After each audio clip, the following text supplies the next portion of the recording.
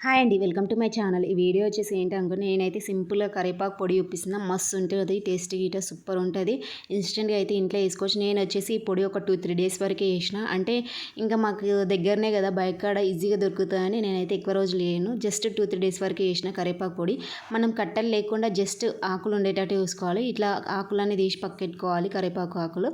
నేనైతే కొంచెం పల్లీలు, కొంచెం ధనియాలు, ఎండుమిరపకాయలు, కొంచెం శనగపప్పు, కొంచెం మినపప్పు ఇట తీసుకున్న. 4-5 వెల్లుల్లి తీసుకున్నా. నేనైతే ఎండుమిరపకాయలు అయితే చూడండి 4 అంటే 4 తీసుకున్నా. ఎందుకంటే చాలా కారం ఉన్నాయి ఎండుమిరపకాయలు.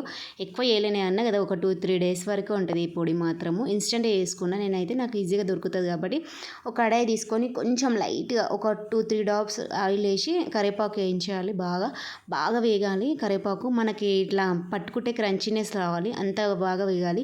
వేగిన తర్వాత ప్లేట్లకు తీసి పక్కకు పెట్టుకోవాలి. చూడండి ఎంత క్రంచీగా వేగాలంటే అంత క్రంచీగా వేగాలి. అవి కొంచెం వేగిన తర్వాత మనం తీసుకున్నాం కదా, మళ్ళీ అదే కడాయిలో కొంచెం ఇప్పటిదాకా మనం తీసుకునే పప్పులన్నీ వేసుకోవాలి.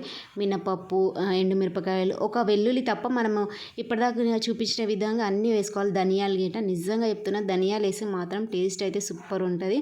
వెల్లుల్లి గీట స్మెల్ అయితే గుమాయిస్తుంది. నిజంగా వెల్లుల్లి ఆ స్మెల్ ఏంటిదో కానీ నిజంగా సూపర్ ఉంటుంది.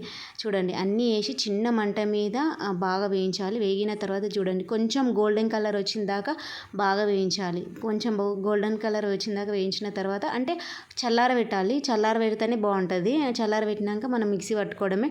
ఇప్పుడు మనం ఒక గిన్నెలకు తీసుకున్నాం కదా కరివేపాకులు గీట వేయించినవి, ఆ గీట ఒకతన అన్నీ వేసి, నేను చెప్పడం మర్చిపోయినా, వెల్లుల్లి వేసుకోవాలి. నేను ఏంటంటే చెప్పడం మర్చిపోయినా అన్నా కదా ఇంతకుముందు గీట, యాక్చువల్లీ ఏంటంటే చింతపండు వేసుకోవాలి. నేను ఇంతకుముందే చూపించాల్సింది కానీ మర్చిపోయి నేను ఇప్పుడు వేస్తున్నా. మిక్సీ పట్టేటప్పుడు 2-3 రెక్కలు చింతపండు వేసుకొని కొంచెం సాల్ట్ వేసుకొని మిక్సీ పట్టుకోవడమే. నిజంగా చెప్తున్నా సూపర్ ఉంటుంది.